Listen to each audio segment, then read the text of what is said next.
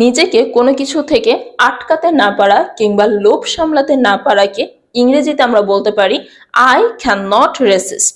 স্ট্রাকচারটি হচ্ছে I can not racist plus noun বা ভার্বের সাথে আইএনজি। চলো কিছু এক্সাম্পল দিই। আমি প্রতিদিন ইংরেজি ভিডিও দেখা থেকে নিজেকে আটকাতে পারি না।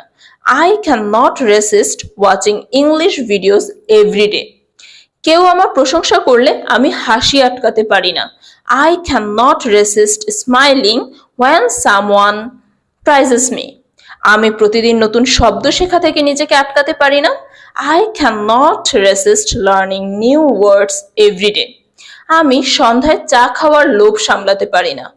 I cannot resist drinking tea in the evening. আমি আকাশের ছবি তোলা থেকে নিজেকে আটকাতে পারি না। I cannot resist taking pictures of the moon. আমি তোমার সাথে কথা না বলে থাকতে পারি না। I cannot resist talking to you.